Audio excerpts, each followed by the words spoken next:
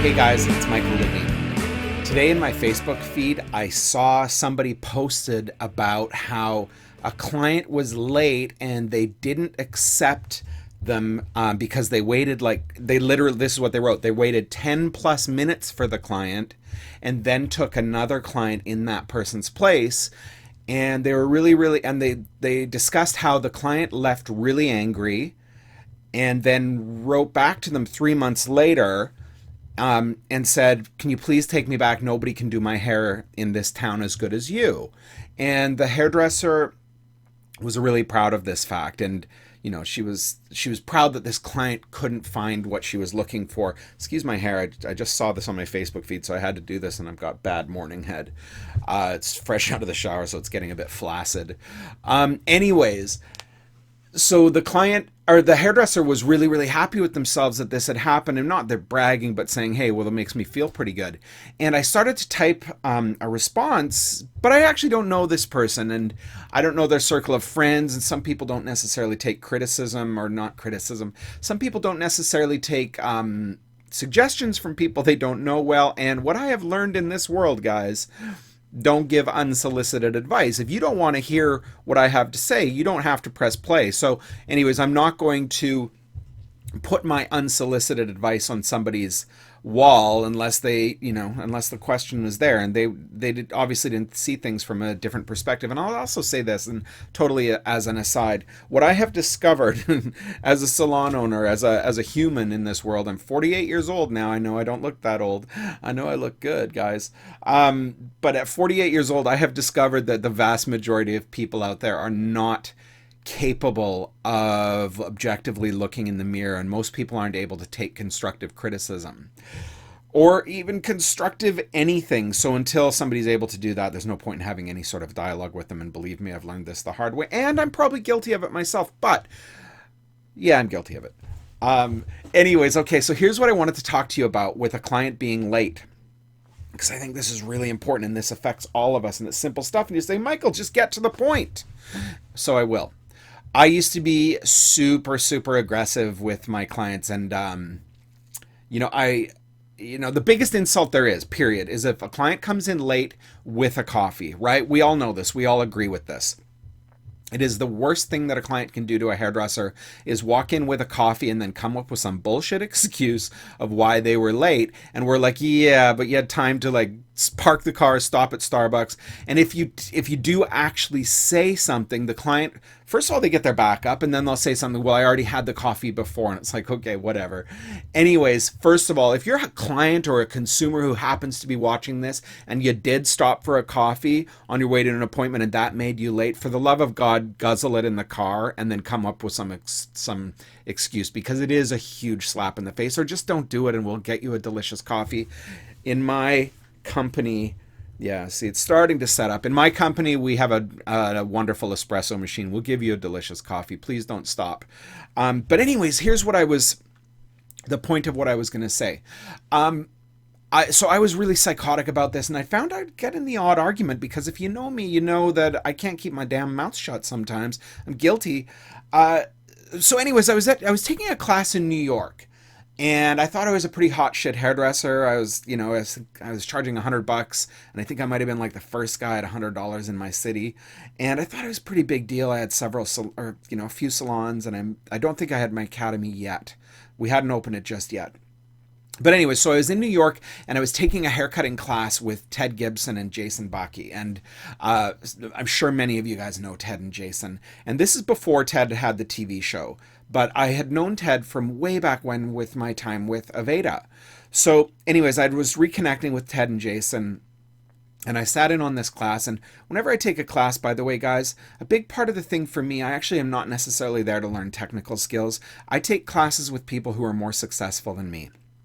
So if I'm like a big deal salon owner and an educator, I'm very choosy in the classes that I take. So for me to take that class with Ted Gibson, there was a reason for it. It wasn't necessarily to learn from Ted, learn a tangible skill. I mean, certainly there's a ton of stuff to learn from Ted, and he's a brilliant hairdresser. But that wasn't necessarily my motivation. My motivation for being there was to figure out why Ted Gibson was getting $600 or $650 for a haircut at that time.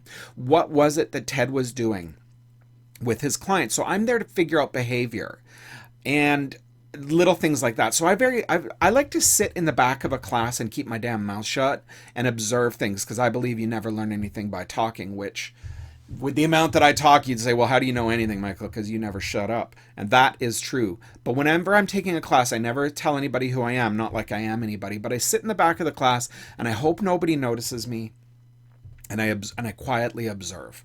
Anyway, so I was in this class and Ted's model showed up like 45 minutes late.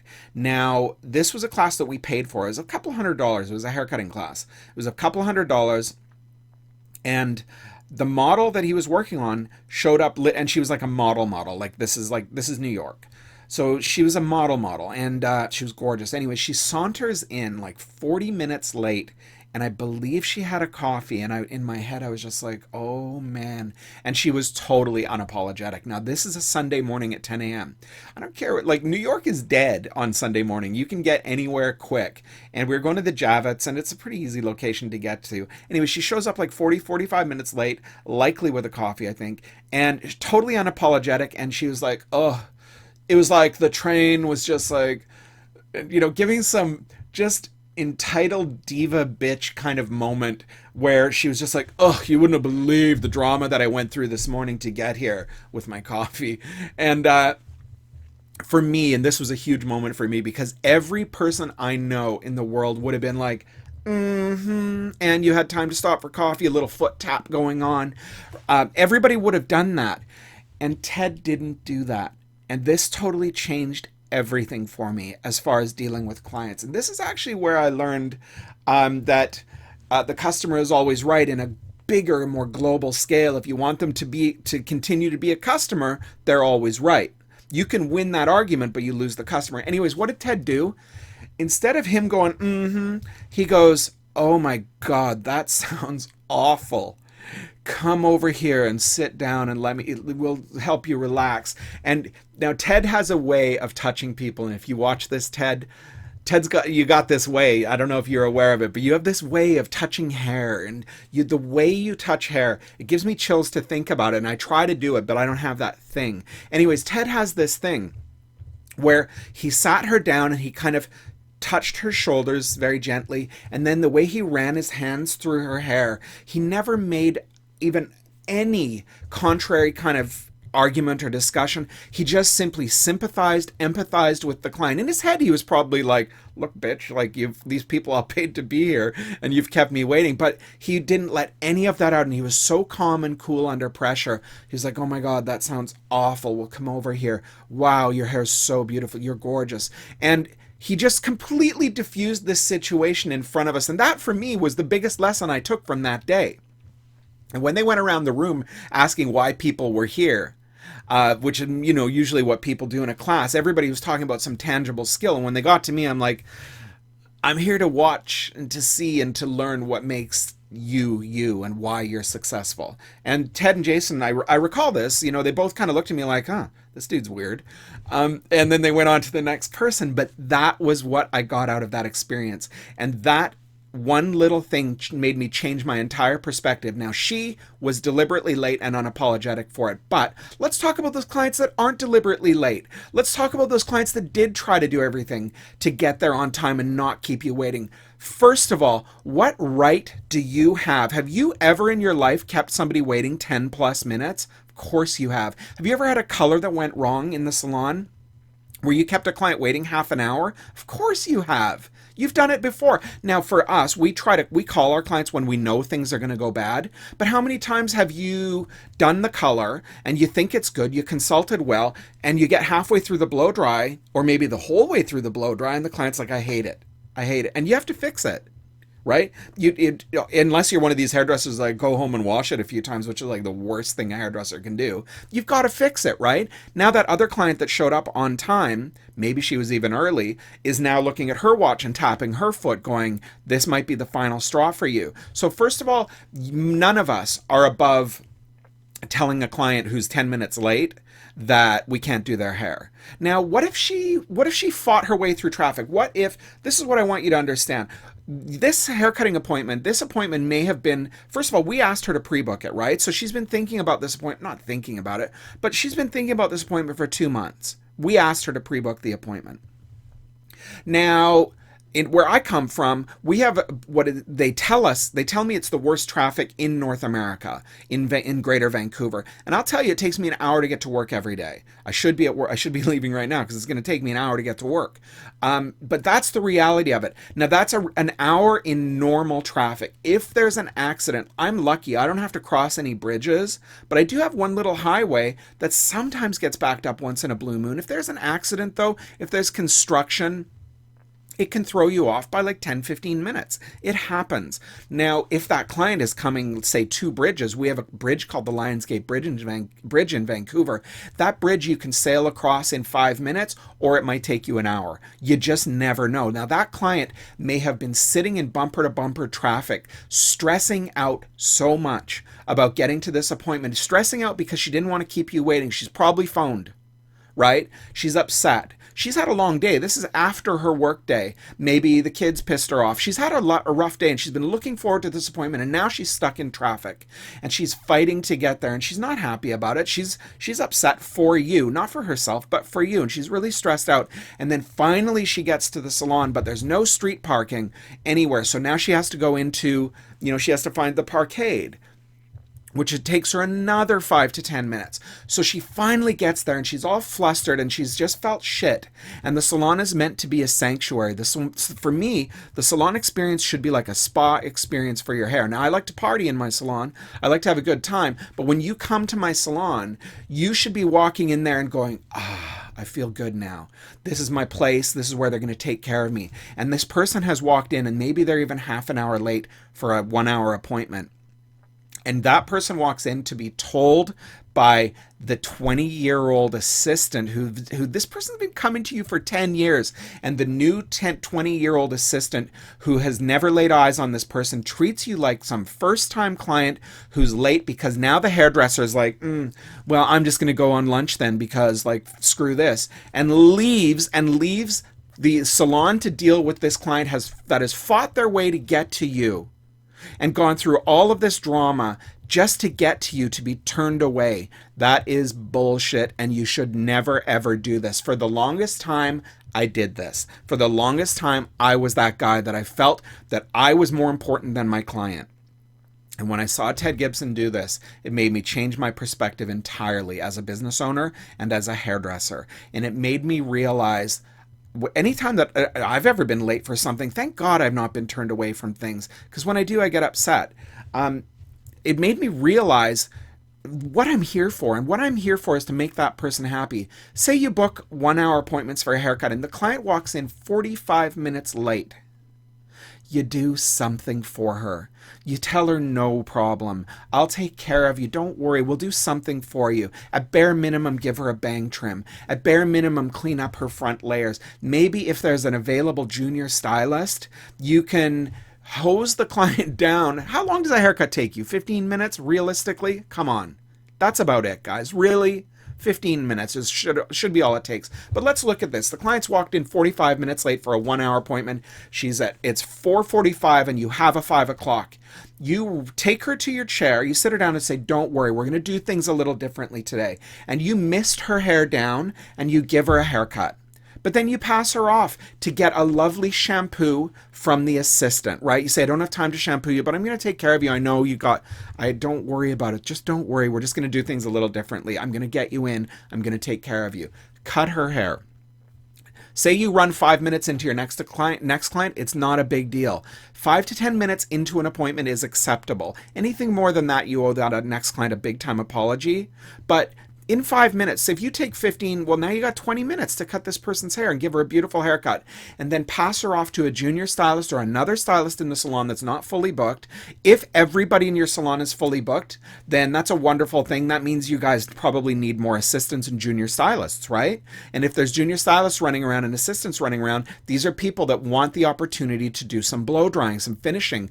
For them, it might just be sweeping the salon is like soul sucking, but that's another, I'll talk to you one day about about sweeping salons, junior stylists. There's a lot more to it than just sweeping. But anyway, say that junior stylist is like, oh my God, of course I want to do a blow dry on this client.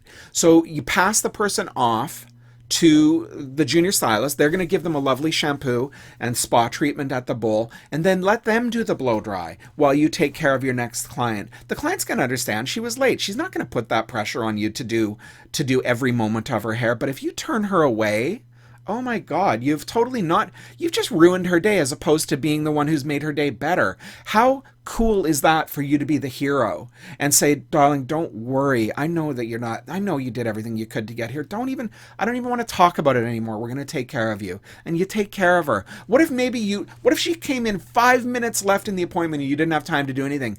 Get somebody to give her a shampoo blow dry and make her feel good, and you give her a bang trim. There's always something you can do for somebody, and that little bit of you going out of your way to make something happen, it didn't cost you anything. It didn't take any extra time. When you send her away, you didn't make any money. Just take care of her. Figure out how you can do something for her to make her work. Now, obviously, if she was coming in for a color or something like that, you got to reschedule. But maybe not. Maybe it was just a root coverage. Let's face it, guys. You're not the only one in the world that can do a 3/4 inch root application. Come on. So pass it off to somebody else. Take care of the client. Work as a team. Help each other out. Chances are there's somebody sitting in the staff room going, oh, I'm so dead today. Say, guess what? You're not dead anymore. You're going to do a blow dry for me. And no, you're not going to get paid for it. But wouldn't you rather be out here doing hair and making a relationship? And maybe this client's going to fall in love with you. You know, it's just one of these things, guys. Take care of people. That's what we're in the business of doing, is taking care of people. It's the most important thing that we do. Now, here's the flip side of this. If your client is chronic, if your client always does this, get rid of them. 3 strikes, you're out in my salon.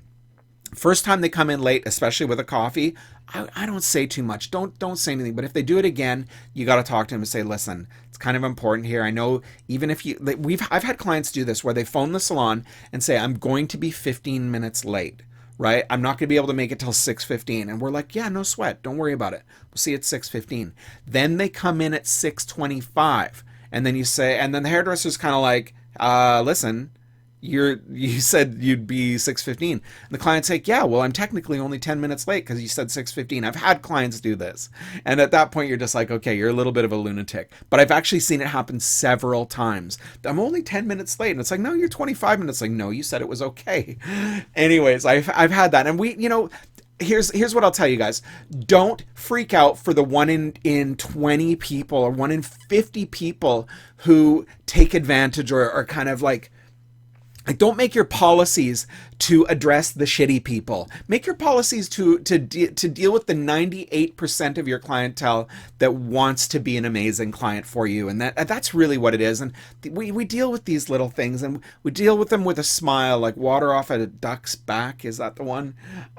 Just be cool, guys. Be cool. Don't get all uppity about a client being a little late. By the way, and guys, I will tell you this final kind of thing. A client did say to me when I did give her the you're like 10 minutes late, and she said, you've kept me waiting like 10 minutes 20 times, so shut up. And by the way, I lost the client after that because of attitude, and I could have just played it cool, not said anything. I had time to do her hair anyways, but I've got to be right. I got to win the argument. And I could have kept that client and continued to have a busier book, but instead I lost her as a client long term. And that was an every 2-month client. That was a lot of money coming in. She was one of my top spending clients. Take care of people, guys. Understand what you're there for, and that's to take care of people, make them feel and look beautiful. And that doesn't come from you being a dick. Darling, don't you go and cut your hair.